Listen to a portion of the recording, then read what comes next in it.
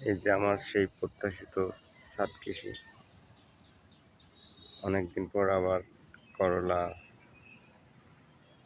গাছ, এই যে টালে করলা ধরেছে এবং ওই পাশে আছে কুমড়া গাছ, চাল কুমড়া, প্রচুর ফুল জালি লক্ষ্য করছি এবং এই নিচেই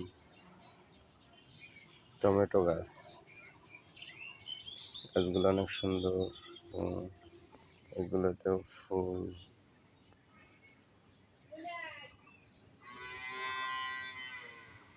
এগুলোতে ফুল লক্ষ্য করা যাচ্ছে।